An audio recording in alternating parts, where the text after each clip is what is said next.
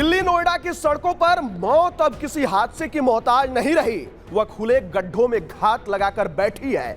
नोएडा में युवराज की मौत का जख्म अभी भरा ही नहीं था कि अब दिल्ली में एक और परिवार की दुनिया उजड़ गई। रोहिणी में रहने वाले कमल की मौत ने सिस्टम, पुलिस और सरकारी एजेंसियों की संवेदनहीनता को एक बार फिर बेनकाब कर दिया है। यह सिर्फ एक एक्सीडेंट नहीं बल्कि ऐसी लापरवाही की कहानी है जिसमें आम आदमी की जान की कोई कीमत नहीं बची।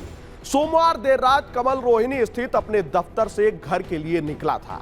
वह एक बैंक के कॉल सेंटर में काम करता था और पिछले 3 वर्षों से रोज उसी तय रूट से उसी तय समय पर घर लौटता था। परिवार वालों से उसकी लगातार बातचीत हो रही थी। रात करीब 11:53 पर उसने बताया कि वह डिस्ट्रिक्ट सेंटर पहुंच चुका है और 15 मिनट में घर होगा, लेकिन वह 15 मिनट कभी पूरे ही नहीं हुए। समय बीतता गया, 15 मिनट, आधा घंटा, फिर 1 घंटा। फोन किया गया तो कॉल रिसीव नहीं हुई। चिंता घबराहट में बदल गई। घर वाले और दोस्त खुद ही उसकी तलाश में निकल पड़े। चौराहे, संबंधित रास्ते, आसपास के इलाके में हर जगह ढूंढा, लेकिन कोई सुराग नहीं मिला। परिजन रात में ही जनकपुरी थाने पहुंचे, गुमशुदगी की सूचना दर्ज कराने की कोशिश की, लेकिन आरोप है कि पुलिस ने यह कहकर मना कर दिया कि 24 घंटे पूरे होने के बाद ही शिकायत दर्ज होगी।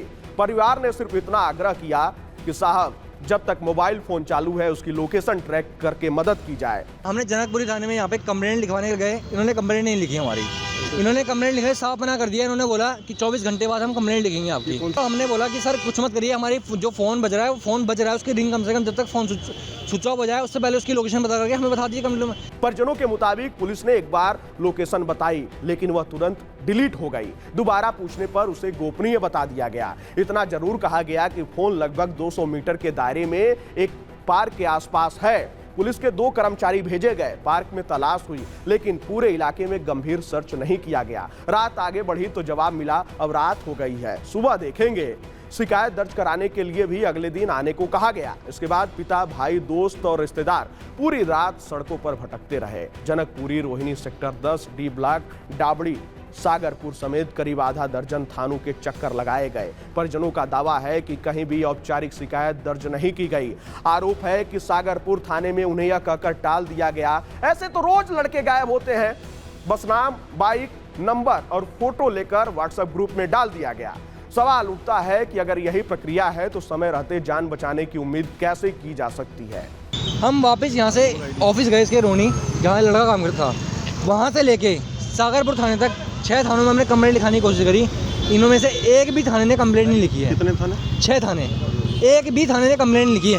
7वां थाना यहाँ पे सागरपुर में। अभी जाते हुए जब हमें कुछ नहीं मिला, 7 बजे हम घर जा रहे थे, हमने लास्ट ट्राई किया सागरपुर थाने में कंप्लेंट लिखवाने का।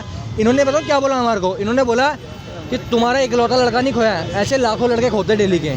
पूरी रात की तलाश के बाद जब परिजन थक हार कर सुबह घर लौट रहे थे, तभी करीब 7:30 बजे एक फोन आया।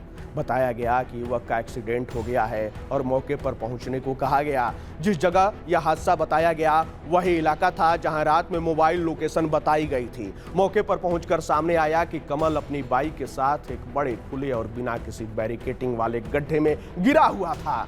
अंधेरी सड़क, न कोई चेतावनी बोर्ड, न स्ट्रीट लाइट, न सुरक्षा घेरा, सिर्फ मौत का इंतजार करता गड्ढा। शुरुआती जानकारी के मुताबिक रात के अंधेरे में बाइक सीधे उसी गड्ढे में जा गिरी और कमल की मौके पर ही मौत हो गई। परिजन इस हादसे के लिए जल बोर्ड और संबंधित एजेंसियों की लापरवाही को जिम्मेदार ठहरा रहे हैं। साथ ही उन्होंने यह आशंका भी जताई है कि यह महज दुर्घटना नहीं हो सकती, बल्कि संभव है कि हत्या कर शव को गड्ढे में फेंक दिया गया हो। पुलिस का कहना है कि सभी पहलुओं से जांच की जा रही है। परिवार का आरोप है कि शुरुआत में पुलिस ने नशे की आशंका जताई, जबकि दोस्तों और परिजनों का साफ कहना है कि कमल नशा नहीं करता था और रोज इसी रास्ते से सुरक्षित घर पहुंचता था। सवाल यह भी है कि अगर रात में भी गंभीरता से तलाशी होती तो क्या सच्चाई पहले सामने आ सकती थी। अब बड़ा सवाल यह है कि सड़क पर यह गड्ढा किसने खोदा? नगर निगम, जल बोर्ड, कोई दूसरी एजेंसी? अगर सड़क पर काम चल रहा था तो सुरक्षा इंतजाम क्यों नहीं थे? अगर रास्ता बंद था तो उसे ठीक से सील क्यों नहीं किया गया? यही तो देश की सबसे बड़ी त्रासदी है साहब। सड़क बनती है तो भ्रष्टाचार, फिर याद आता है अरे इसमें तो पाइप डालना था, फिर तार डालना था, दोबारा खुदाई होती है, फिर भ्रष्टाचार। पाइप डालने में भ्रष्टाचार, तार डालने में भ्रष्टाचार, गड्ढा भरने में भी भ्रष्टाचार और अंत में उस गड्ढे में गिरकर मर जाता है एक आम आदमी। हद तो तब हो जाती है जब इन सभी पर किसी जिम्मेदार के मुंह से एक शब्द नहीं निकलता। इस देश में सड़कें जान बचाने के लिए नहीं बल्कि जान लेने के लिए बनाई जा रही हैं। कमल की मौत कोई अपवाद नहीं बल्कि सिस्टम की रोजमर्रा की कहानी है। यहाँ भ्रष्टाचार की सीढ़ी पर हर जिम्मेदार चढ़ना चाहता है, लेकिन नीचे गिरने वाला हमेशा आम आदमी ही होता है। आज सवाल सिर्फ कमल की मौत का नहीं है, सवाल यह है कि अगला कौन? कब तक खुले गड्ढे यूं ही जिंदगी निगलते रहेंगे और कब तक सिस्टम हर मौत को हादसा कहकर पल्ला झाड़ता रहेगा? खैर, इस पूरे खबर को लेकर आपकी क्या राय है? आप अपनी राय कमेंट बॉक्स में हमारे साथ जरूर साझा कीजिएगा।